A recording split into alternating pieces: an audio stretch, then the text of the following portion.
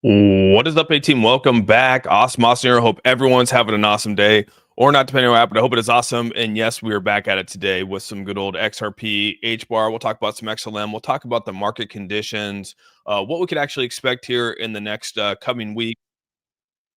Inauguration, 11 days.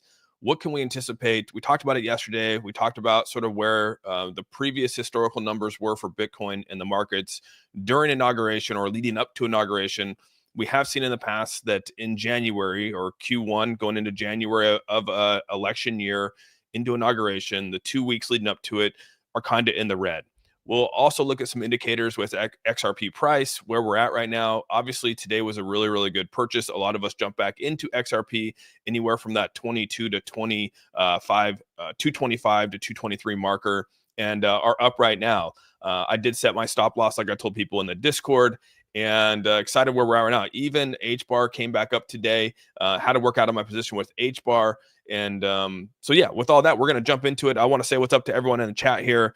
What's going on? It's good to see everyone here, lively here in today's chat. And yeah, just thankful for everyone being here. We got Big Watch in the house here. We got Cougar Whale. What's up, Cougar Whale? Llama Heather, Xander, yeah, Bex, J Rocket, Andrew, what's up, man? Moto Junkie, William, Jorge, Terry. Good to see everyone. Selmo Fudd. What's up, Selmo? Selmo Fudd coming in hot with the first post of the day. Crazy Casing, good to see you. Tim Shea. Got my boy Tim Shea up in the house here. Good to see Tim. The good old mayor of cryptos in the house. We got Linda. What's up, Linda? Chris, keeping it real. All right, man. If I missed some of your names, I'm so sorry. I'm just trying to go through fast here. We got Hunter. And yeah, just appreciate everyone jumping in here. So we have a lot to talk about today, I think, when it comes to just XRP and just where the markets are at today. Again, I think one of the most important things to just think about is that leading up to here with historical numbers is that you should be a little bit more risk adverse, than typically before, because I think it's important to know that you just never know what's going to happen in these markets. Things get a little crazy, so you just got to prepare for these. And I really thought that I had my screen up, so sorry about that. That was a blooper. So there are some indicators here that we're going to follow with the RSI matching up with where we're at right now. XRP sitting at 230 right now, bouncing between 229 and 230. As you guys can see, we came down to the 223 marker today. Some of us are still buying here at the 25. I purchased at the 225. I've now moved up my stop loss to 229. As the day goes on, I'm going to continue to move it up. If this goes down and hits 29, I'm out for the day. That's fine. I made a couple $100 off of it. So it's getting closer to the 229. It might actually trigger here on the live, so we'll see how that plays out. Again, HBAR right now sitting about roughly 27, so this hasn't really recovered much. Had to work my way out of a position here. As you guys know, I bought at the 28, came in this morning and bought here at the 26. I'm working my way out of the position right now, so hopefully I end the day in the positive and or break even. But I worked my way out of that one. We'll see how the day turns out, though. The indicators are actually looking pretty good for HBAR. So we'll have to see how the market turns out. The 4 hours looking good on the RSI, even the 12 hours looking good on the RSI. And then the 1 hour is showing that we're working downward. So this hour could be a little rough, but overall, I think we're looking okay. So this is, again, in anticipation that we don't have a market fallout like a lot of people are talking about. As you guys know, there are some things here where people are talking about a pretty big crash in the market. This came up on the stream yesterday. We were talking about this. So we'll jump into more of that today if people are new or maybe just tuning in to everything that we were talking about. So Cartman, thanks so much for the $5 donation, man. Doghead, Major Cup and Handle, Based Holding Community, Easy 3X. Wow, that's good, dude. 100K market cap. Hey, man, Cartman, thanks so much for the donation to the channel. And yeah, I don't know anything about it, but that sounds like a meme coin that's out there. So good luck with that. And again, as always, appreciate the donation to the channel, dude. Yeah, A-Team Strong, appreciate you guys lurking in the background. Cougar Well, got a shout out over me. What's up, Intrigue? Good to see you. No, I was just going through Intrigue. It's good to see you, buddy. As always, Intrigue's I love it, dude. That's funny right there. Yeah, Starseed, what's up? Andrew, there she is. Okay, so it's here. We in it to win it. Heck yeah, man. Heck yeah, Jeffrey. we were in it to win it. So, one of the big things here is that XRP could crash 74% after testing. So again, I want to make sure it's very clear that these are all just indicators. This is everything's sort of changed in the market here as well. Like, before in 2016, 2015, 2017, 2018, 21, all the numbers that they're throwing out here, sharp drops occurred in these dates. Again, I think the most important thing is that all these dates leading up to 2025 is that we did not have a pro crypto administration coming in. Crypto was still very, very speculative. Crypto was not even on the radars for ETS, was not on the radars for anything. It was still this, crazy, this crazy investment that people were jumping into. And so that's how it was viewed back in these times. So again, these massive corrections were there. Now that we have ETFs in place, now that we have institutional money in here, are the institutional is the institutions going to allow for that much of a bleed? A 73% in the market, and even like a 30 or 40% correction could definitely happen. But the question is are the institutions going to allow that to happen? Is BlackRock and Grayscale and all, Vanguard and all these other large ETF providers out there going to allow for Ethereum and Bitcoin to come down? And that's really the question. I don't know the answer to it. That was a rhetorical question. I don't know the answer to it, to be honest with you.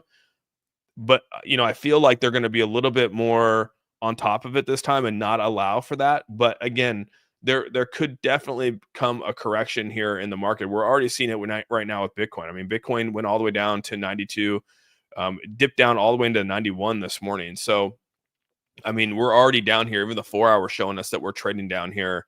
The 12 hours showing that we're obviously dipping down here, and the day chart is showing that we're dipping down. So again, even the RSIs are showing that we're dipping down here. And on the day chart, when you have the day chart coming down, typically what happens here is you can see usually we bounce and we go a little bit below the bottom half here. So if you want to see right here, we usually dip down below. You can see right here on this massive sell right here, we dipped way down here below. So anytime you go back and you look at the historical data of Bitcoin and you try to compare it to where we're at, like look at this one right here. We went all the way down, the day chart went all the way down into the, what was that, roughly almost to the 1% right there. And we can actually go and see what the sell-off was right there. We're talking about a 10% dip. So that's not that bad. But right now you can see over here on the course of a 3-day, what is this, a 3-day window right here, that we're on a pretty big downturn from where we're at 102 right here. That's a pretty big sell-off, right? So the question is if we go back and look, previous sell-offs were anywhere from 25 to 30, right? Or sorry, it was like 20% dip. We right down here, we put the 80,000 marker right there. So, can it dip another from where we're at today? That would actually drop us another, 10%, maybe 13%. I mean, that's not out the realm of possibility. You can see that's a fair value gap down here as well, which again, we haven't filled these gaps since we taken off back here in November, right? We go back and we look at October, November, we've gone on this crazy rally, but we have never came back and actually filled these gaps down here. So again, this 80,000 marker is not outside. It's not outside the realm of possibility. I want to throw that out there. That's not outside the realm of possibility here. So just put that in the back of your mind. Doesn't mean it's going to happen, but just put it in the back of your mind. Like, this is not the time. Like, I guess for where the risk manager side of me is coming out and saying, like, I personally would not be putting any leverage trades in. I would personally not be putting any leverage or margin trades in. I would not be going long. And until I feel comfortable knowing what historical data is showing us and what the dailies are telling us right now. So that's just me personally. Now, will I jump in and do some spot trades? Probably. Yeah, I'll probably mess around and play around with the market. Most likely people are going to be jumping in and doing margin trades. They're looking to short the market right now. That's typically where the margin trades are going right now. It's because of the historical data showing us that there's going to be a massive dip coming. So you're going to have a lot of people shorting the markets. And so it's going to be very interesting to see how this plays out here in the next coming days. Oh, it's the other thing too is here, I'll put this up here so you guys can see it for anyone that's new. So this is oops. So if you're new, that's kind of what RSI is. So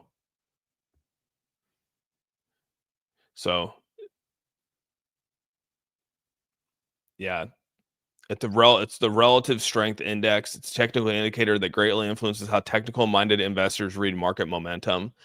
So that's really what it comes down to, is that you're trying to look at the momentum of the market. And when we look at the momentum of the markets, we're looking at it in the blocks of which we select: 12-hour, 4-hour, 1-hour day. And so you can see right here on the day chart. And again, the further you pull out your chart, the better it is from like an assessment of your trade. So again, the closer you are, the harder it is to sort of see what the overall what's going to happen on a bigger scale. And so right now we can say on a bigger scale that we have some dropping in the market to do. Technically, I mean, based off the RSI here, we Bitcoin typically always will pass the 20 and get down here into the 3 or the 5 on the day chart. So, you know, how long does that take? I don't know. It could take a couple days before we get down here past the 20. Right now we're sitting at 22, but we do usually come down back through. Now there are some times where trends do shift, right? There are some times where we don't break through on the 20, right? And I pulled this out today in Discord, is that last times that we've actually bounced off of the 20 and didn't actually break through the 20, we've had some pretty good big declines going on in the markets. And so that's kind of what I put out there today. So that's kind of where we're at with that. So yeah, people are convinced that we're going to actually see a pretty big decline in the market right here. It said that it could actually go down. Previous analysts say that traded at 51 in the mid 2023s, a support zone from BC. So they're basically making these zones for them. But they're what they're saying here is that a 150 is in play for this for a potential dip for XRP. And it says that this could go back all the way up to 290 following that resistance. So again, some people are thinking, some people are very bullish and some people are very bearish on it. It all depends. But the good thing is that we do have RLUSD. That's another factor that we're playing in here, even though it doesn't really matter too much on the price. I wanted to show that was pretty funny. But you can see here, this is showing you historical data, right? We typically will have a pretty good. This is the dominance of Bitcoin. So Bitcoin will continue to come down. We're already at the top here with Bitcoin going down in dominance. This doesn't actually change anything with the pricing. I mean, like I said, Bitcoin can still go up in price even with the dominance going down, but we typically will have right here during these times, we typically will have a fall off here. Altcoins do well, but doesn't mean that we won't have a correction. That's the big thing we got to point out here, is that corrections are still on the table. So yo, what's going on, guys? What's going on? Christopher Hack, thanks so much for the $2, dude. Let's hit the $1 and aim grabbing like 10K, dude. That would be, if it went down to $1, dude, that would be wild. Oh, excuse me, sorry. That would be crazy. I'm not gonna lie. Nicholas, I'm with you, dude. It is what it is, dude. I'll show some love. There's been a lot of talk. AI agent I found assembled AI. All right. Do you think HBAR has any chance to meet lower than 20? Well, yeah. I mean, if we're expecting the market to lose its value, I mean, you're gonna have the same exact thing here. So this is where I was talking about today with we're gonna have to see this play out here, because right now the 12-hour, when this has a hiccup like this, we usually follow it with the dip. So if you go back, usually when this comes down on the 12-hour, we usually come back down through the 20 right here. Okay. Every time that we've actually kind of played around with it, the supports up here above the 20 and bounced around, it's followed with the dip. So I was looking at the trends this morning. I was saying, okay, so if this actually stays above the 20, because you can actually see if you zoom in on this, let's make it bigger. So if you zoom in on this right here, you could see we actually, let me get the comment out of the way. Sorry, Yang, you're in the way. You could see we hiccuped right here. We had a little hiccup. So we didn't actually go through the 20% right here. Typically we go through the 20% down to the bottom. So we're going to have to see how this plays out right here. If we come back up and start bouncing around up here, this change that we haven't had that trend, that would be a massive trend change since September and October of 2024. So we haven't had the trend change, like a change in trend since that time. So you can see right back over here, this is where I'm talking about. See how this came down right here? Let me get my head out of the way so you guys can actually see better. So you can see right here, this came down and hit this 20 and then bounced around. And we had, this nice little run up here before it came massively down off. And we had a major dip right here. Like I said, I put it in the Discord here. Let me, I'll pull up the Discord real quick. Let me go to crypto chat. Let me go to charts here. I put it in the charts. So you can see right here is where I'm talking about, is that when you look at this, you can see that we had right here, this bounced around on this 20, and then we had a basically a 34% dip after we bounced around on the 20 right here. We had a 34% dip. Same thing here in September. We bounced around on this 20. Usually we break through the 20, right? We'll break through the 20. We break through the 20. Break through, break through, break through. This time when we bounce around on the 20 and in between the 20 and the 50 like this, we seem to have a massive correction. So anytime we do that, and then we finally broke through here, but that was right on the tail end of this downturn. So anytime we do that, that's just a trend to watch for. So that's kind of what we're doing. If this 12, and that's on the 12-hour chart, just to let you guys know, that's a 12-hour. That's not the 4-hour or the 1 hour. That's 12-hour. So it's a good indicator that we have potentially broken a trend. So we'll have to watch this out for the next 12 to 24 hours. If we come down and bounce back up and do this, like that's, we're setting ourselves up for a potential sell. Like that's just kind of what it is. At least you should you should set your risk for that, I guess is what it comes down to, right? But that's kind of what I was showing today. And I mean, we go, like I said, you go back to Bitcoin, Bitcoin's looking pretty good right here too, but in all reality, there's chances for some corrections to be happening here. I mean, we're on the 12-hour chart here, and you can see we usually have a 29% correction. This is back in August. You go back over here, we have another pretty good correction. All right, we're talking about almost a 20% correction. We've had multiple times where we bounce back, and done well here where we come down. Now what's going to happen is that if we create another low here, we go down below here, it's going to break. All right, we haven't created a new low. This is a new low right here, and then we went up, create another high. Now, if we create another low, we're probably going to bounce up, bounce down.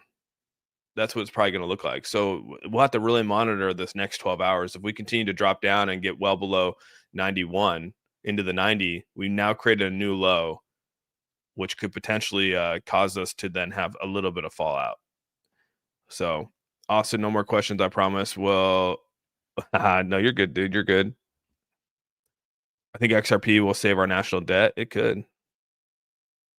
Bitcoin taking in its shorts. Yeah, a lot of people are probably shorting the markets right now.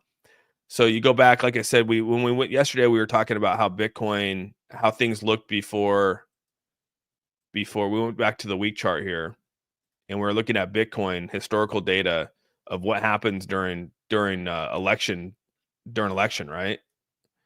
So let's move this down here. Actually, let's get this off screen here. So we'll go through here because Bitcoin historically shows us during an election year going into inauguration, the first 2 weeks going into inauguration, that we actually we'll have a bit of a sell-off. And so if you want to take that data, mix it with the data we have now, we could probably say there could be a potential dip in the market. How far that goes, I don't know. But I mean, it could play into that.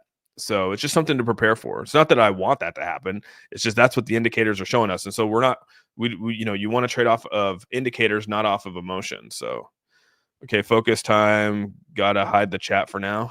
You're good, dude.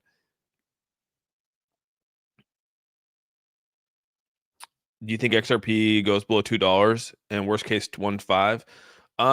Yeah, it very well could. Like I said, I mean, if we look at the data here, yeah, we could probably come down here, we could lose some momentum for sure. But it will be interesting to see how this plays out. I mean, I'm hoping that we get back down here into the 190s. I mean, but you can see this right here. Look at this fair value gap, right? We have a big one down here at $1, and then we got one here at 60. So I mean, like, it could split these for all I know, because we got a pretty big gap in between here. So 150 is not outside the question. It's not outside the realm of possibility. Where would that be from today, right? It would be roughly a 30% decrease in the market, which is pretty on par with what the Bitcoin's historical data has showed us going into inauguration day. again, we pulled it I'll pull it again today here in a minute. But yesterday I showed this on the channel. Kev brought it up and Kev made a good point on it. And it's something to consider when you're trading. Like I said, when you're looking to do leverage trading and you're putting in longs and things like that, it's right now the trends are showing that the shorts are most likely going to win that battle over the longs in the next couple weeks. Actually, the next 11 days.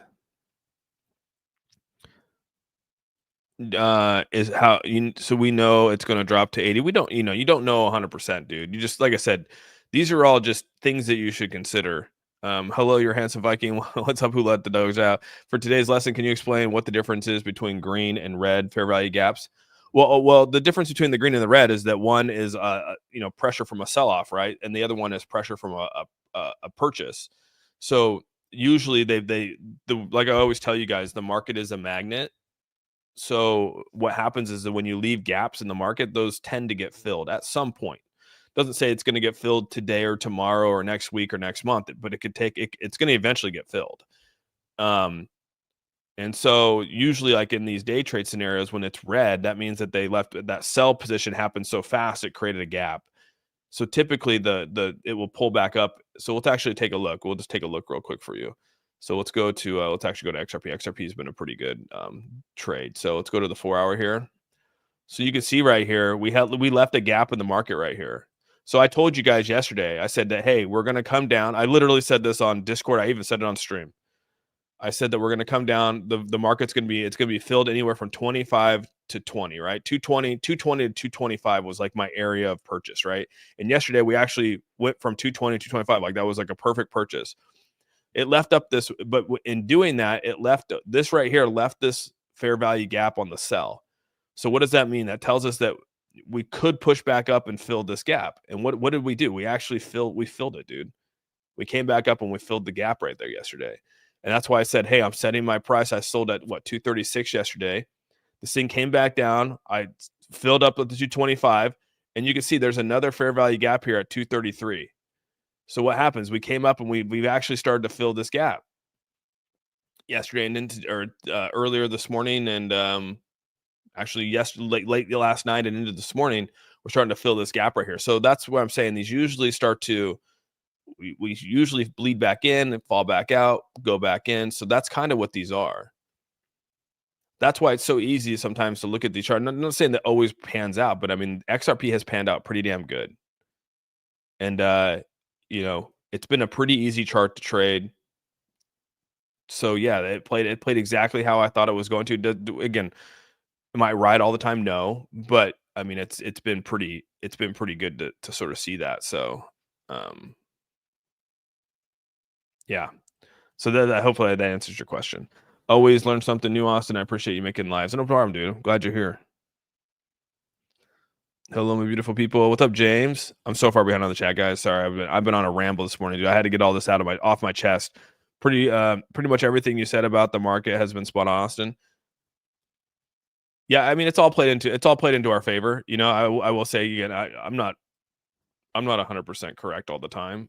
It's been a good run of being pretty correct. I mean, like I said, I haven't made 100% of the greatest purchases. I bought HBAR at 28, thinking it was going to come down, right? And then I had a DCA in this morning to average myself out. So yeah, those things happen, dude. And I think I might average myself out right now. Let's see, with HBAR.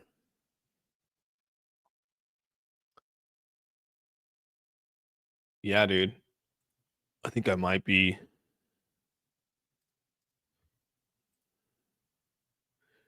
Yeah, I think I might have averaged myself out. And I still might be a little down on HBAR, actually. You know what I mean? And I'll be honest with you, I might cut bait. You know what I mean? Depending on how the markets look, I might cut bait on it. Who knows? Lose $100. I might do it, or I might hold it. I don't know. The market's undetermined at this point. I haven't made that decision. So again, I'm not 100% right all the time. I'll admit that. All good TA has no mattress with XRP, no matter with XRP. I'm buffering, waiting for AuzSOME alts on sale. There's always a flash crash in the bull markets, which will be the best opportunities for newbies. Oh, 100% trend. Yeah, it's just a matter of trying to time them, right? They'll be here. And right now it's been kind of like, you know, in all reality, this trading sideways right here, it's going to break out.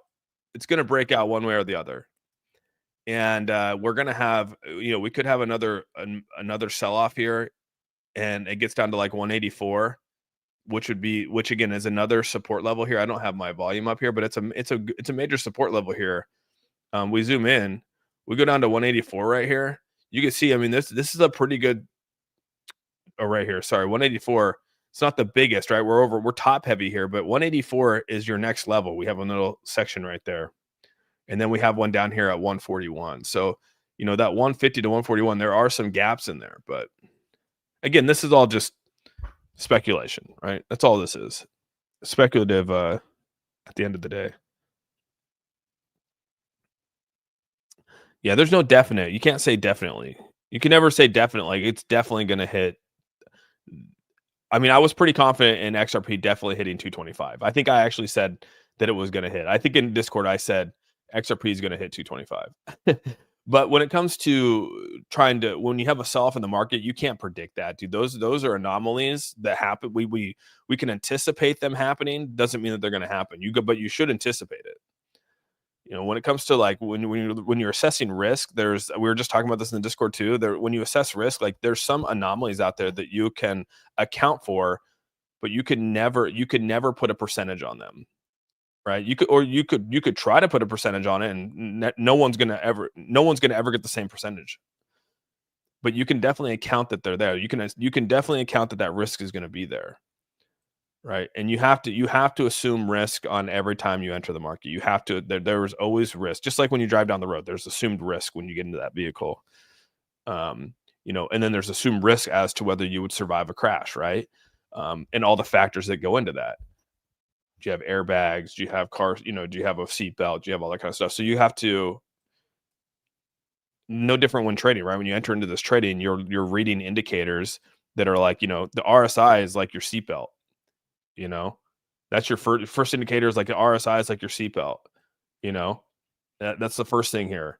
And then the second thing here is like, your volume is like your airbags. You're seeing where your levels of support are. So it's like, you think about it like that. If you can think about it into those areas of like when you're calculating your risk to enter into it, you should always account for that. So, and then you just never know. A market crash is like another driver. You just never know. It's unpredictable. You can account that there's crazy drivers out there that suck at driving and they could hit you. You could never predict that person's going to hit you, but that risk is out there. So think about it like that. That's how a market crash is. I'm ready to be a part of the good team. What's up, man? I feel bad for mentioning my bear case now. No, it's good, dude. It's not, dude. Kev, you know me, dude. You've been here long enough, bro. Like, I've always appreciated that you bring in a different perspective. And so it is good. Like, because sometimes I will admit, dude, I put my blinders on. We're day trading, dude. And, we're out here, we're looking at the days, right? How can I make $200, $300, $100, whatever it might be. And sometimes you do put the blinders on and you like, hey man, but there is an overall market here that, you should be aware of too. And so it is good to get, a nice little nudge. And so I do appreciate that, Kev. I'm gonna be honest with you. It's nice to open up that can of worms to discuss it, because you're right. People, that is in the room. Dude, that elephant is in the room. So it should be talked about. So it bounces when it goes up and smashes down. Very well could, yeah. Crowd, thanks so much for the $5 super sticker, man. Really, really appreciate that. Thank you very, very much. Just buy all the way down, you'll be fine. Yeah, just keep DCAing your way into position at that point. Do we really know what BTC is going to? Yeah, we don't know 100% if it's going to. Hey, Manny, thank you so much for becoming, I think it's Manny, right? I think I'm reading that right. Manny. Thank you so much for becoming a member of the A-Team. You're officially now a member of the A-Team and this channel. And please go enter that Discord. You can click on the Discord. Make sure that you actually attach the YouTube of which you signed up for your membership into the Discord and enter into there. Make sure you then click all the little emojis and follow the rules and click the check mark on the rules, and you'll be good to go, dude. So thanks so much for becoming a member of the channel.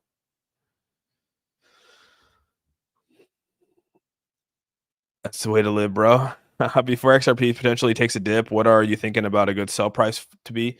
Well, we've been day trading, so like I think I set my I'm about to hit here. I put it at 229 right now. So I say it all the time. I trail my stop loss. So I have it at 229 right now. So again, if it rallies back up, it rallies back up, made a couple $100 on the day and call it a day. But I mean, yeah, we're gonna see how this plays out today. Like I said, the only indicator that I'm really following is on the RSI right now. I want to see where this goes. Again, we don't typically, like I said, we typically don't have hiccups here. We've last couple times we've had hiccups here. It's been okay. We've come back up, came back down, come back up, and we have, we're pausing here at the 50, which again isn't a common trend on here. Coming up above here and coming down, we don't usually see a hiccup like that. Last time we had that was back over here, right? We had to see this little trend right here. Boom, boom. We don't have a lot of those in here. So okay, you're like, okay, that's a weird line. It's like looking at an EKG, right? You're like, okay, so what happened at that area, right? When we had a little hiccup here, what did the market look like when we had that hiccup? So then that's when you want to go and you want to look at the hiccup. And then you zoom in on the hiccup and you say, okay, that's where we had our hiccup there. So that's what you're trying to do. And last time we had that hiccup, where'd it go?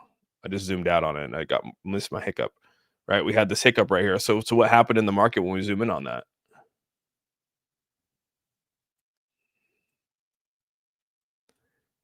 Yeah, it followed up, had a hiccup, came up, followed with a decline. So what was the decline? It's probably not that big. Well, we're talking about a 23% decline. So, you know, you're looking at those and trying to anticipate those. That's all it is. Just try to find a trend, see when we break from the trend and see what followed that trend, what followed after that trend. So, you can say, okay, if we have a hiccup now, so this could come back up, maybe it comes back up on the 4 hour we hit up here, and then we come back down again. And that maybe is the point. So there's so many things to look at.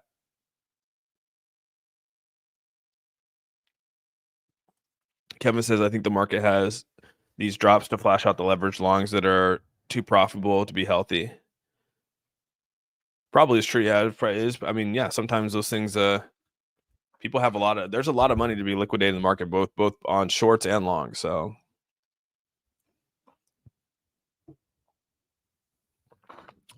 oh, Simon, I usually, like I said, if I'm going to enter into a market on a spot trade, I'm putting anywhere from $10,000 to $15,000 into a trade, dude. Like I said, I don't do leverage just because I don't care for it. So I usually put around 10 to 15, depending on what it is. So we'll see how it goes. But yeah, that's kind of where I'm at, dude. Yeah, thanks, Lama Heather. Well, no different than going and putting, no different than going to put $1,000 in a margin trade, and then you're doing a 10x. No different. I'd rather just have control my own money and my destiny than put it into a margin trade and hope for the best. You can, at least with a spot trade, you can DCA your way out of it. So there's really, I mean, you can look at it. You can go put $1,000 in on a 15x margin trade, and you're at the same position I'm in.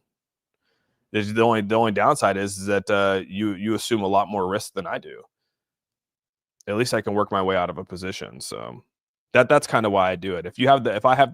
I just figured to myself, if I have the money, why would I go trade on margin if I could just do it myself? That's just my flaw. That's just how I am, I guess. You know what I mean? I know it sounds some people that's like, well, that's kind of crazy, but I mean that's really what it is. No different. No different than margin trading. I just do it myself.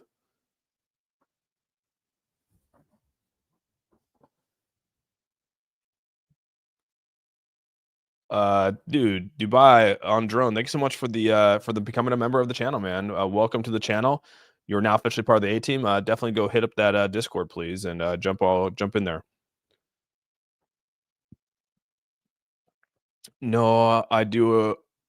No, it's what I do. If I had the funds, 100% more logical. Yeah, no, and that's what it is. Again, I'm not saying that everyone is able to do that. You know what I mean? I've worked my way up to being able to do that, and that's just kind of how I do it. Would you recommend leverage trading for beginners? Absolutely not. I mean, I will say this.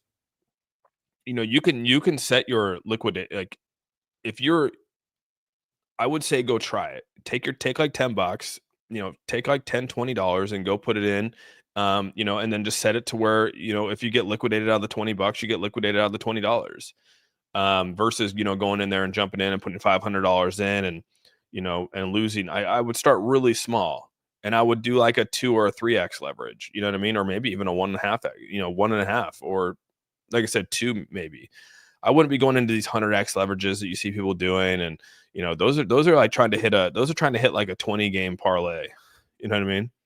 They don't happen too often. You don't make a ton off those. Some people will hit them really good. Some people will just get destroyed. Austin, when you buy dips and sell profits, the exchanges will eat the profit. Not on spot trade, dude. I think I pay an average of with my spot trade. So if I pay $10,000 in on a spot trade, and let's just say that I sell for $10,500, I think I pay roughly like $25 for that whole trade right there.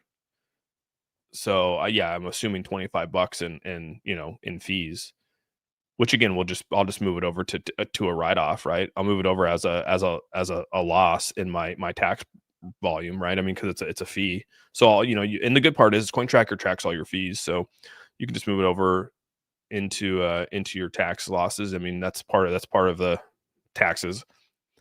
But yeah, I think I just made a trade yesterday, dude. I'll tell you right now, I just made a trade yesterday. I'll tell you what I paid on my trade.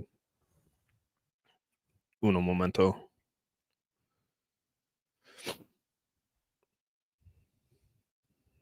Okay.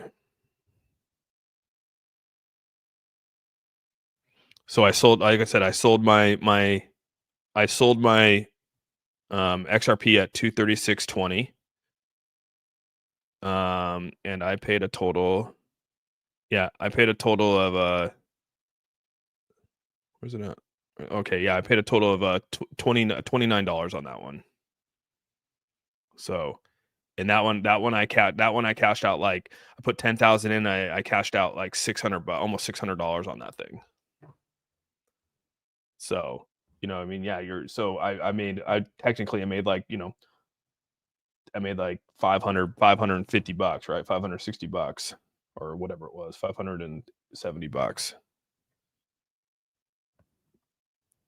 So again, like some people are like, well, that's not that much. And I'm like, dude, I don't care. I can make that. If I can make $570, every couple of days, like, dude, sign me up. I don't again, I'm not here to, people are like, oh, you need to make like, some people over here are making, $30,000 trading. It's like, kudos to you, dude. I know you're putting out a lot of money, but again, I think I'm pretty happy with where I'm at. Like I said, even today, if it cashes out right now and I make like $150 off it, I'm happy, dude. That's a W in my bag. I'd rather have 1,000 W's and be making money than one loss where I lost it all.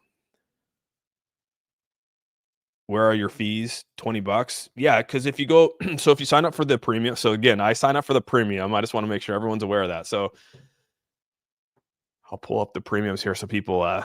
So one thing that's really good about Coinbase, guys, and the reason why I do like Coinbase is because I do pay the premium for Coinbase, and I know it's expensive. It's, some people are like, dude, that's a lot of freaking money. And I'm in agreement that, $300 is not, $300 is a lot of money, dude. I would agree with that. Let me see. Why won't it log me in? I do not like how it's doing this.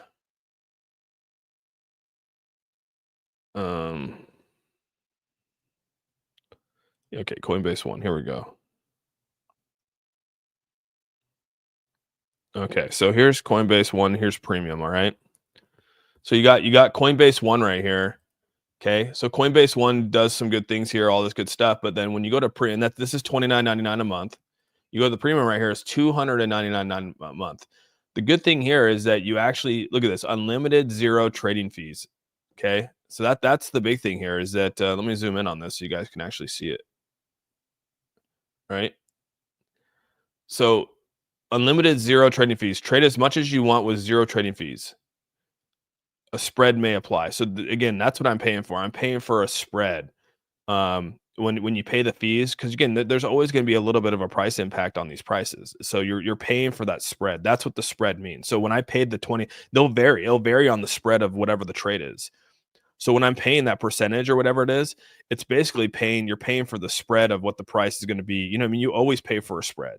Even in stocks, you pay for a spread. Okay. So again, this is kind of where it's at. So as I pay zero trading fees, but I will pay for a spread. Unlimited Coinbase Advance rebates. So again, you get 25% back on all Coinbase Advance spot trading. So they will give you money back. So I do get a rebate back every time I make a trade. So if I made a trade, that's why like right now, my trade was on here. The trade was let me go back here real quick. Crap.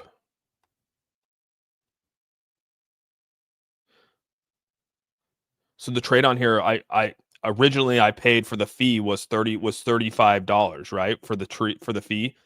But then after you take away the rebate on it, which they kick you back a rebate on it, you actually get $10 back on USD. I got $10 back on USDC. So they kick me back $10 to my USDC.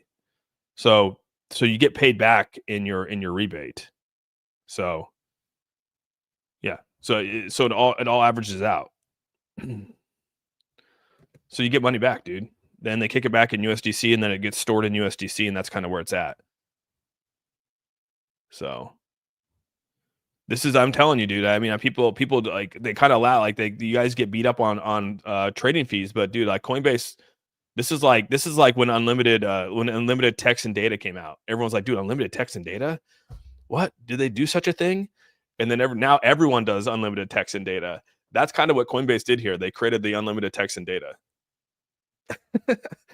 Remember back when we would pay like 10 cents to send a text, and everyone was like, dude, I'm getting beat up on sending these texts. And then someone came out with the unlimited data plan. I know you guys know what I'm talking about. That's what Coinbase did with these tradings, dude. I just don't think people realize how much like this has impacted how much you save. Do you lose shares when you take profit? No, because you're only if you're only buying, let's just say you're buying 5,000 XRP and it goes up, you're still selling your 5,000 XRP. So you're not losing in that. You're still selling the same XRP you bought. You're still selling that 5,000 XRP. It's just now the XRP is worth more, so you made that $500. So you're not selling that. You're not selling any more than that, I guess is what I'm saying. Yeah, that's good. That's good. I mean, that's good for Robinhood. So that's what I'm talking about, dude. $20 rebates right there, man. How do you sell and keep it on site instead of in your bank? It just goes right to, you just sell it to fiat, dude. You know what I mean? Just sell it straight to fiat in your account. And that's what I do. I just sell it straight to USD, and then the rebates go into USDC. So, and I just let USDC sit there. It has a nice little, like I said, I don't really, and then if I make enough in the USDC side of it, let me go back to my, so like right now, I think sitting in my USDC from my trade fees, let me look, because I don't think I've touched it. Where's my USDC? Gosh dang.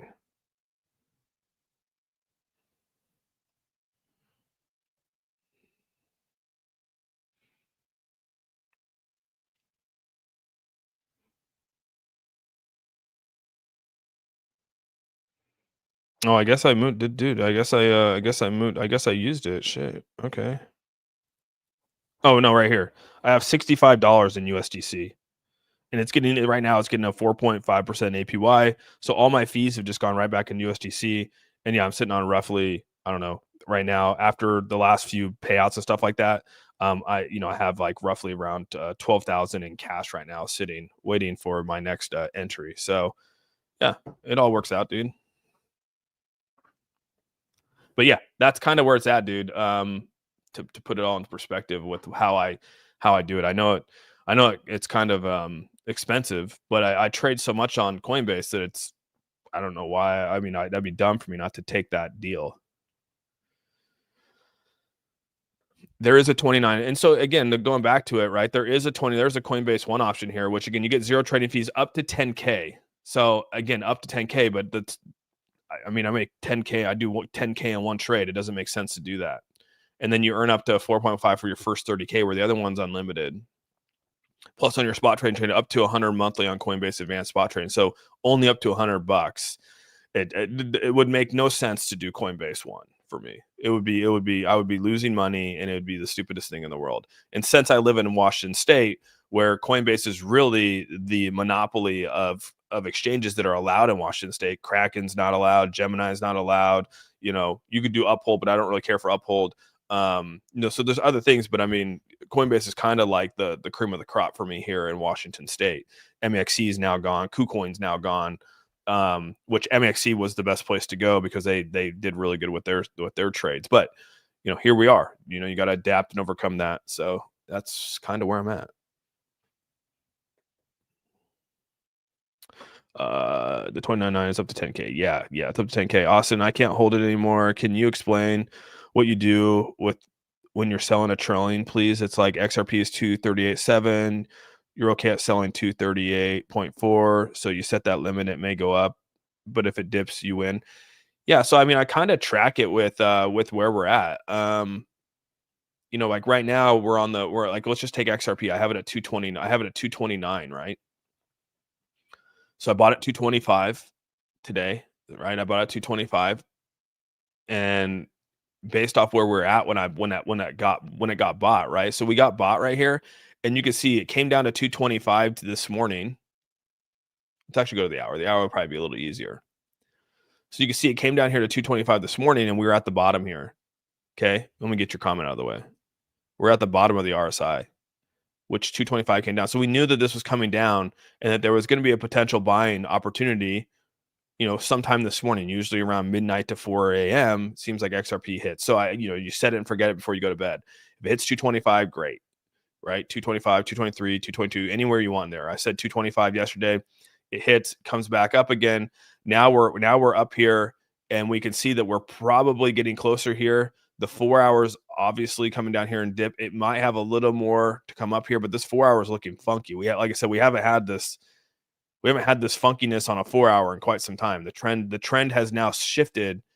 Plus, then you got the 12 hour that's shifting a little bit. So again, when I see a shift in the indicator, when there's a shift in the market, and I'm uncertain of what that's going to be, I'm gonna set my stop loss as soon as possible, knowing that there could be a flip or something like that. And that's just the risk side of me. Like I said, I'm more risk adverse with that.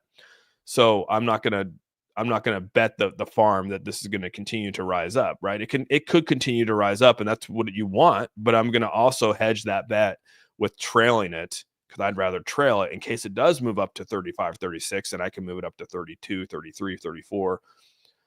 So yeah, that's kind of what I do. I set it. As soon as I'm in profits, I'll set it. As soon as I'm in profits, dude. As soon as I'm like $100, $150 in profits, boom, I'm setting that thing, dude. I don't care if it comes back down. I make $100. I'm cool with that,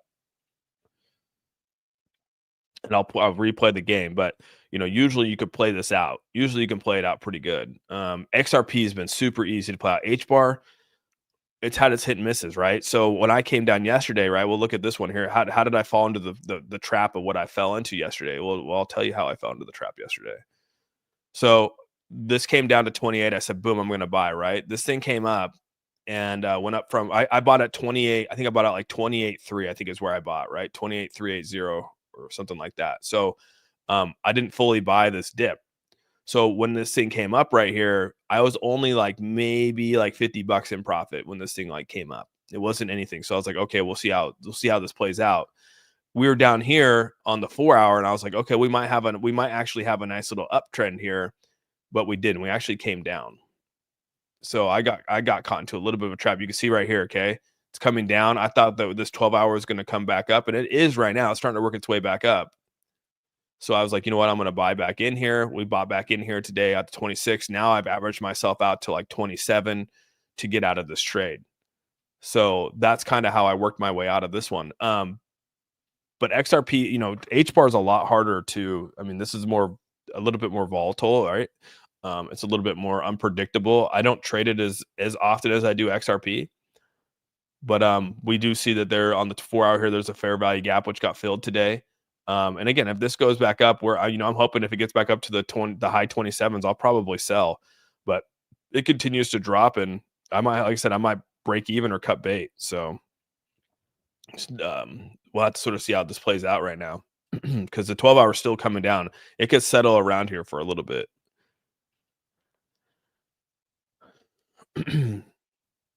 I do not stake at all, dude. No, I would not stake anything. Sorry. Yeah, I don't do any staking except my USDC because it gets stuck over there. But that's not because I'm staking it, just because it gets put over there. What's a good limit order for? I've got an aggressive one at 230. Yeah, let's actually take. We haven't looked at the depth chart today. Let's take a look at the depth. Let's take a look at the depth chart here. Let's see what the depth's bringing for us today. We are on XRP here. Yeah, you got a nice little one at 230. Got a nice one here. Yeah. Here's at 228. So 220 seems to be the next line. Look at that. Look at that line right there. So if I were to go day trade this right now, that's probably my wall. 225 is gone. 225 is gone, dude. So 220, it has a little tiny wall right here, but that's going to blow through that. It's going to at least bounce off of here. If it goes through 220, this is at 3.8 million to 5. So we're talking almost what, $2 million in buys right here. And again, these are deceptive. This isn't like set in stone. These can change. People change their orders all the time. But if we're looking at indicators of where this could be, and you're looking to do a little bit of a day trade of something that can bounce off where you can make a 2 or 3%, bounce back, you could do that. So your goal here is to then, say, okay, 220 looks like a pretty solid level, and I'm gonna day trade this over the next couple days, or maybe a swing trade, and anticipate that maybe there'll be a 2 or 3% bounce back and make a couple $100 or whatever you want to do. But that's looking pretty strong there. You go down to 215, it's a little bit of a wall, and then we go back down here to, oops, I went the wrong way. Sorry, guys. Right here. So the $2 is the biggest wall. Even if you get into the 190 is another one, but do the 220 or the 200, the $2 wall right there. This is a big wall. Look at that wall, $2. That's going to be hard to break. $2 is going to be hard to break. But, like I said, it could break through, and then your next level is down here at like 190. So let's go back and look at the chart here. Let's go look at our levels of support here. Let's go to the 4-hour. So let's see. Okay, so it breaks $2. Where's $2 at? Oops, that's not what I wanted. Yeah, you can see there's pretty good amount of support right here, right? You can see there's a little support right there, and then the next is going to be 190, and then 185. So the 17, this one right here is a good level of support right here. I want to make this white. So that's kind of where the $2 range is. That's not the $2 range. I'm in the wrong freaking chart. Why am I looking at that? I was like, dude, that does not look right, dude. Sorry. I was like in the HBAR chart, and I'm like, dude, that does not look right. Yeah, so $2 is right here. And you can see this 190. Look at this support right here at the 190. The 190 support right here. It's looking good. That's the 190. I was like, dude, the other chart, I can't believe I was on HBAR. I was sitting there like, dude, why does that look so funky? But yeah, 190, good support levels right here. And then they're saying $2. We can move this up to the $2 right there. Which again, this is tapped into it before. So those are kind of the levels of where people have built their walls. So where is that from? We can test it from where we're at on this cycle right here, all the way down. That would be roughly about a 34% fall. I mean, that's not outside the realm of possibility. That's still roughly about where we're at right now. This would be a 12%. This would be a 17%. Dude, that is not outside the realm of possibility, dude. For our total 34% fall. If we say that 34% is like our highest for the cycle to come back down and correct, 33 is right inside there. Okay. And again, it could go lower than that. Some people are saying it get down to 50, but or 150. But I mean, these levels seem pretty reasonable, right? We're looking at what is reasonable. These levels are reasonable. So yeah, those are the levels of supports that we're at. And you can verify these levels of support by going and looking at the depth charts. I mean, these are verified support levels right here. 220, a little bit at 210, not a lot at 210, but definitely 220, a lot at $2. And then your next level is at 190. So, I mean, you got a lot of breaking through. The $2 is going to be a lot of break. It's going to be hard to break through this right here, but it could happen. So if it goes down to $2, I mean, where does that put us at even from the all-time highs here? Or not the high on the cycle still puts us at a 31% decrease in the market. That's that is not unreasonable, dude. That is, I mean, that is right on par. Here we go. We're at 12%. We say that let's go back and actually remember how we did this last time. Let's go back and look at the weeks here, previous inauguration weeks. So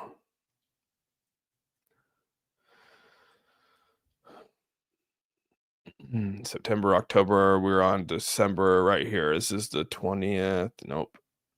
It's up here. Here is this is inauguration week, January of 2021, right? We went all the way up here, hit 41, almost 42, and came all the way back down. Almost 32% corrections in the market right there. 32% correction in the market on Bitcoin on January, on the first 2 weeks of January. This is week 1 of January, which is the week that we're in right now. This is the second week of January in 2021. So we know that there's a 34% decrease in that market. Okay, so let's go to 2016 now. Where's 2016? Right here. 2016, here we go again, right?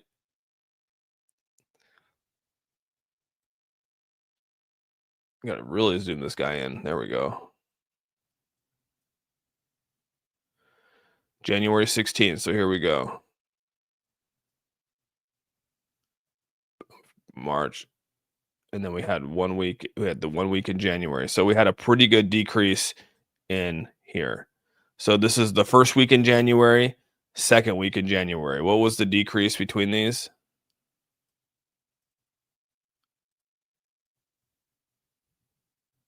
We're talking a 25% correction in the market. So, I mean, that's 16 right here. Boom, boom. So we actually want to go right here to right here. Yeah, 25% correction in the market. So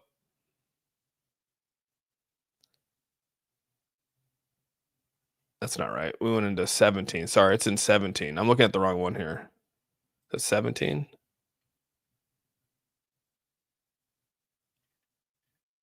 Yeah, that's right. 16, 21, 25. We'll be in the 17.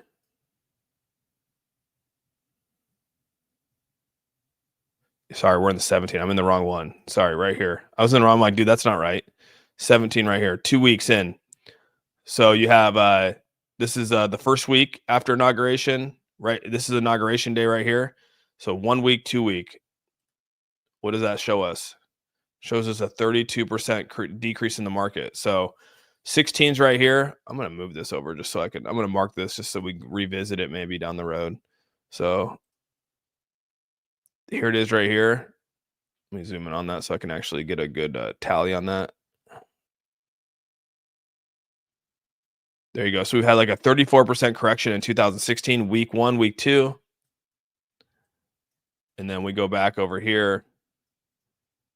We had this nice little run right here. This is the bull run, went into the bull run right there with Trump in office. And then boom, we came here and we had where good old right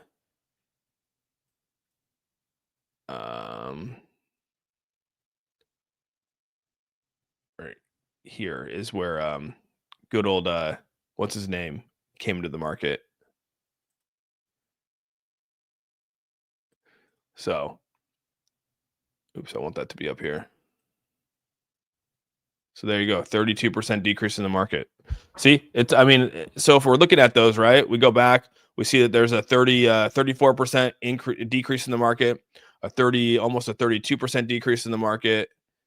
And we're over here, we're going to say, okay, so we could take it from the top if we want.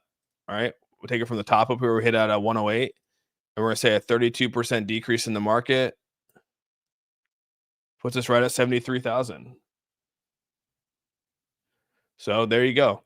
I mean, the technical, could it break down here? Yeah, maybe. Maybe there's some other factors where we don't break down to the 32. Maybe we go down to the 30. 29 to 30 puts us right here at this level of support here at 80,000. So right at the top of the fair value gap. So that's it. That's in the realm of possibility, guys. I want to put that out there. That is in the realm of possibility. So the numbers are right there in front of us, staring at us in the face. I'm not saying that's going to happen. I don't know if it's going to happen. So yeah, and I'm so far behind on the chat, guys.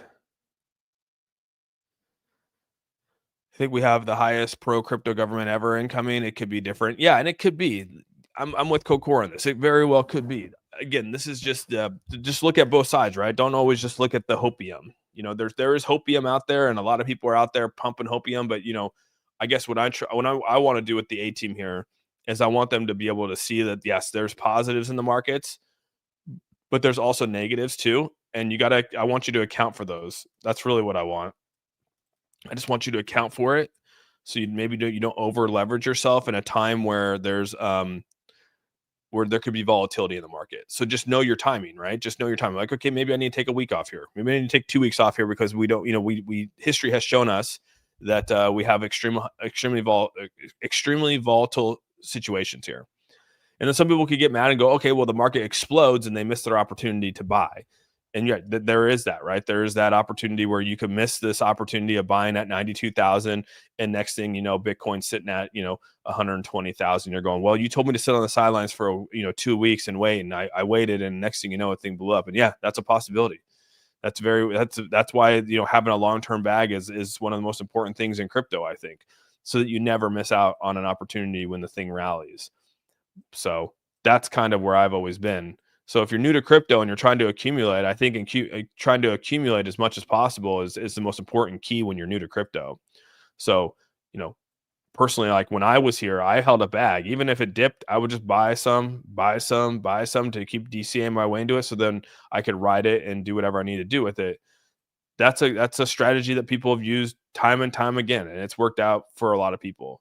Yeah, it kind of sucks eating up the dips. It kind of sucks seeing that your portfolio's in the red, but you're doing it because you're hoping that the upswing of it is the 100%, like I put in my thing here, because the goal here is that if this thing drops 30%, the anticipation is that you're going to get 100% gain back. So that's kind of what we've seen when these dips occur. If we go back and look at the dips that have occurred with Bitcoin, they might have lost 34%, but that 34% was flipped up to 120 to 100, almost 200% gains. So happened in 2016, 17, and 2020 and 21. Those 30% losses flipped over and became massive amount of gains. So to put my title and everything into perspective, that's what it is. So, and that's what's happened too. We're talking 2 weeks after inauguration. We're talking 2 weeks right now, starting this week and next week. Awesome. You're scaring the crap out of me. No, don't, Patrick. I'm just saying, don't over leverage. This is really just don't over leverage yourself, and that's really where I'm trying to say. I just don't want people to over leverage themselves. They should be talking about the SEC versus Ripple case on the 15th. Should this affect the market? It probably can help make XRP a little bit more. It could probably help it out big time.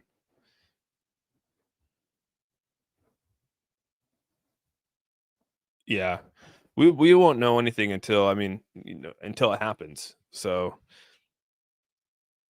always keep a moon bag. Dude, that's one thing I did learn, dude. I always have never sell your entire bag.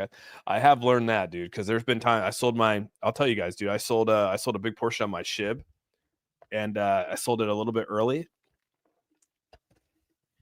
And that thing went nuts, and I'm so thankful that I didn't sell everything. But I still was pissed I sold a good amount of it. I'll tell you that. I'll be honest with you about that. Listen to the man. He's been around the block. I appreciate you, Tennessee Eco Man. I went long on ETH at 365, and currently I have a loss of one. Dang, I didn't set a stop loss, and now liquid at 2,700. What should I do now? That's tough, dude. Well, I think you should be. What you said, you bought it at what now? You bought it at 36, 35, 17. Yeah. Yeah, look at the fair value gap on the weekly down here. That's pretty crazy. You said it's what is your loss at? 27. I mean, you might hit your liquidation, but I think when's are you on a contract? Is there an expiration on your when's your expiration on your contract? The 31st? How long can you hold it out for? Or I mean, I guess if you get liquidated, you get liquidated, but I mean, how long can you hold it out for? Sorry if you already answered. I had to step away, but what's the best way to sell my XRP and minimize taxes? Thanks so much for the Tyler. Thanks so much for the membership. Or sorry, the membership. Thanks so much for the $5. Well, you can never really I mean, the best way to sell your XRP, hold it for over a year. So you get short-term gains versus long-term gains.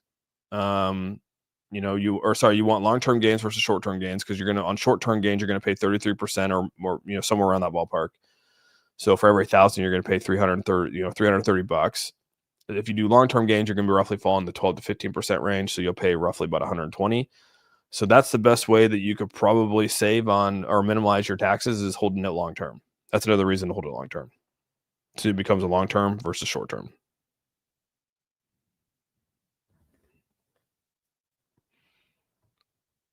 Don't do anything. ETH is going to grow.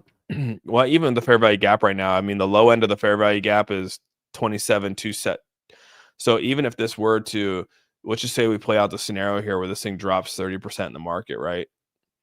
Yeah, I mean, you're pushing that. You're definitely going to push that 27 for sure. But you might not get fully liquidated and have a nice little bounce back. So, you know, that's tough, dude. Yeah, that's a tough one. That's a tough one for sure.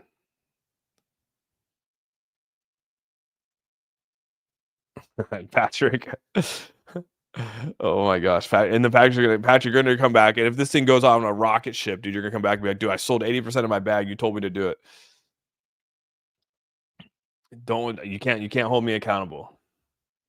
All right. I just try to show indicators, try to make people think, so that people can make their own decisions on what's best for them. That's all I'm trying to do. I don't want people to like go make these crazy, moves and do these things. I just want people to read the markets, understand that there's two sides to every market, and to just calculate risk, and then you have to make that decision. So, I mean, that's really what it comes down to. I'm gonna have to the beginning and watch the whole video because I feel like I missed a lot. Sorry, Wild Dog. Sorry. Won't be paying any tax on U.S. crypto here. Are you saying, Trevor? Are you saying that you're down? Is that what you're saying? Whatever, please. You keep saying DC. I think it means dollar cost average, but what is DCA? Dollar cost average? Yeah. Meaning that if you like buy something at $10 and it goes down to $5, and you spend the same amount of money at $5 to bring it down, you're going to bring your average price down to $7.50, right? And then if it goes down to $2.50 and you put another amount in, it's going to bring your average cost down to $5. And so then you're hoping by the next upturn in it, you're going to go, your break even point's at 5, but you're hoping to get back to 10. So you've literally, doubled your money. So that's kind of the intent behind it, and you're always working your way into a trade. Probably. That's probably, I mean, probably.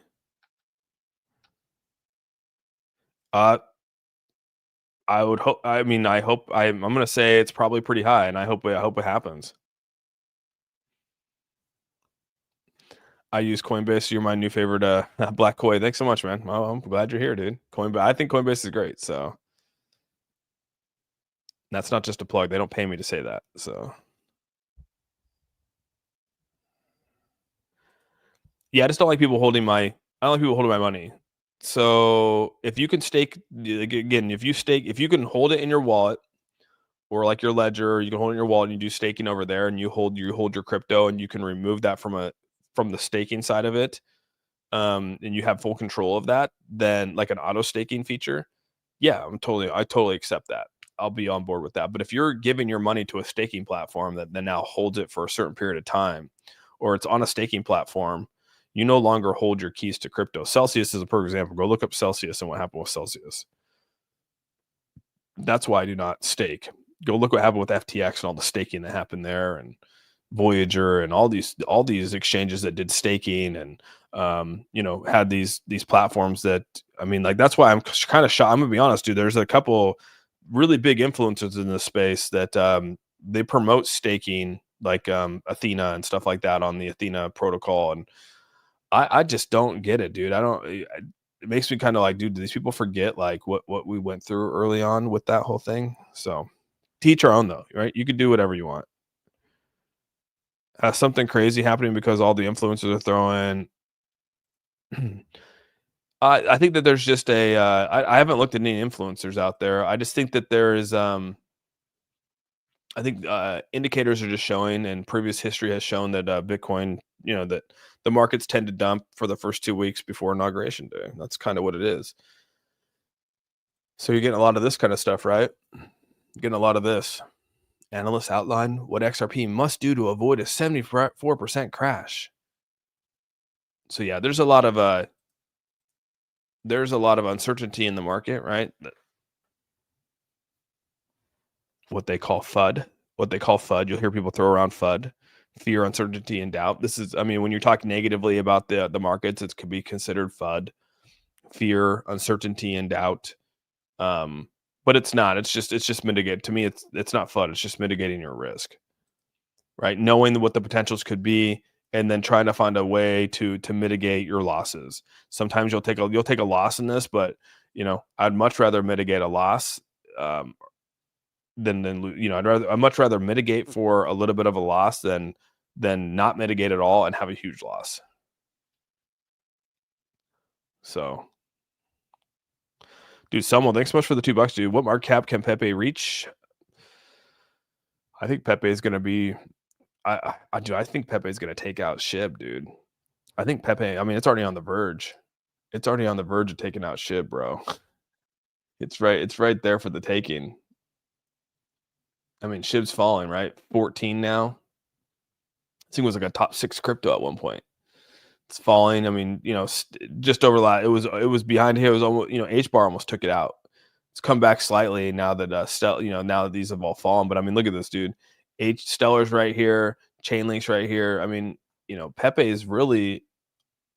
I mean, it's only what, 4. That's still pretty good. 5 million market cap, dude. That's pretty good. But I mean, if all things go well, it's tough because meme coins are in such a different stage right now. You know what I mean? Like, SHIB had so many things going for it. It was crazy, dude. So many things going for it was crazy. I thought this was actually pretty funny, a clip. I don't know if you guys saw this. Trump, they're at a thing today, and Trump and Barack are sitting by each other at this event today, and Trump actually made him laugh.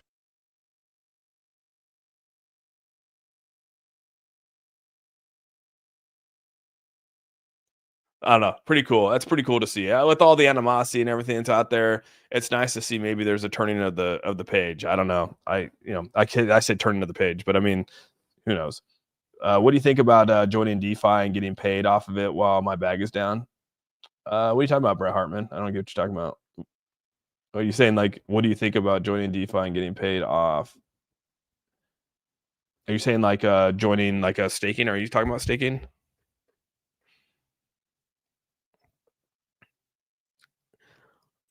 Oh, really? That's price drop when I was overloaded as bad. Okay, yeah, that's not a bad. That's not a bad take. 150 liquidation. I think Sol will go there. You think 150 consolidation? All right.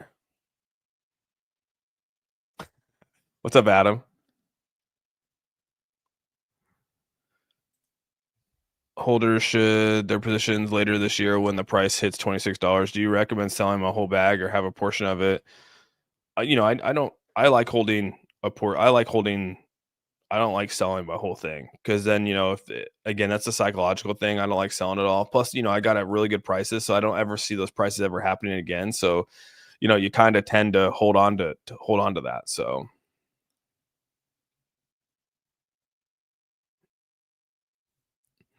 hi, Kev.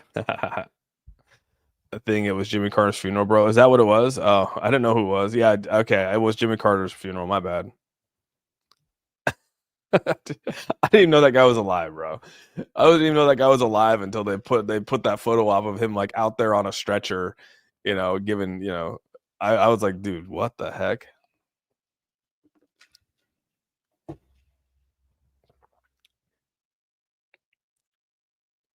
That's funny, dude. A lot of people, public figures, are undercover, so we don't really know who's who anymore. That's true. Same. Yeah, dude. When someone's like, dude, Jimmy Carter's, he's gonna make it to the election. I was like, who the hell is Jimmy Carter? Just kidding. I know who he is, but I just like, dude, like that guy's still alive.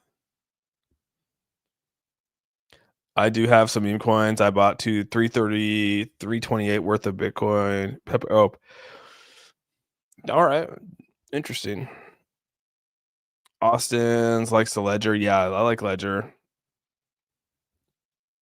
Your ballsy, your $3 meme. Hey, I ain't mad at that. For the truth follower Shadow, I'm not gonna say. Not gonna say. I wonder how long they had. Dude, Silver Beast. I don't know. It seemed pretty crazy. I've been dollar cost averaging since 250 on XRP. Yeah. Sometimes sometimes we just enter the market at the wrong time. You know what I mean?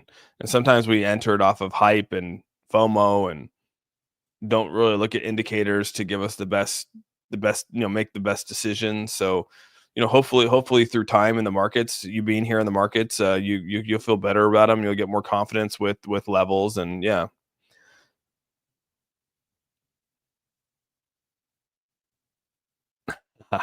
No, you're not very old. It's just, I don't. I guess maybe I just don't pay attention to that stuff. It's kind of crazy. My focus is so much on other things. I don't.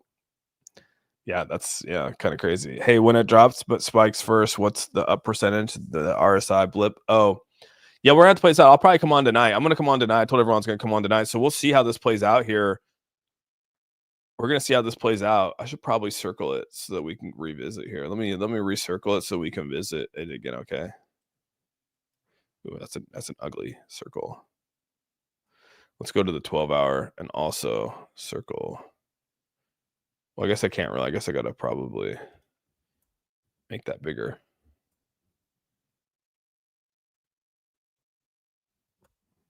Dude, what the heck?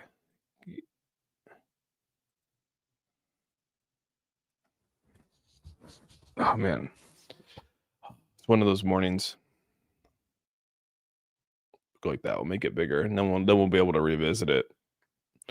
Yeah, there we go. We'll be able to revisit that tonight. I don't even know what that is. Silver Beast. All I do is FOMO disappearing during the bear. What does Shannon say? I bought Filecoin today. Oh snap! Where's Filecoin at? $5. Yeah, this thing came down. Look at that, dude. Right in the dollar, right there in the right there in the little fair value gap on the 12-hour right there. Yeah, $5. That thing has come down hot, dude. That thing has come down hot. It's funny when looking back at it, dude. It's your crap. Dude, this thing came down fast. Down 39%. Yeah, Filecoin's one of those, man. This looking back at where this was, look at that, dude. This is back in just earlier this year. This thing was up killing it, dude, for $12. Absolutely killing it. So good old Filecoin. Good old Filecoin. But all right, guys, I'm gonna call it a call today, dude. I'll be over in the Discord, and I will be on tonight. I'm gonna come on tonight. We're gonna talk about where we're at. We're gonna talk about what's up, D5. You just arrived, and I'm just about to jump off. So sorry, bro. We'll continue to watch these charts. We'll continue to see what happens here. Again, there's a lot of bearish sentiment in the markets right now. Don't let that discourage you. Just know that right after, even if it does dip in the market, even if we do take a nasty spill, realize that we have a really, really positive administration coming in. And usually after Inauguration Day, we bounce right back out of it. So, and typically we bounce back out to all-time highs. So, again, if you're feeling if you're feeling crappy about it all, just realize that we do bounce back out. So, have in the past. But yeah, with all that, I hope you guys have a fantastic rest of your day. Make sure you give this video a thumbs up. If you haven't subscribed, hit that subscribe button. And with all that said, we're out. Peace out, everyone.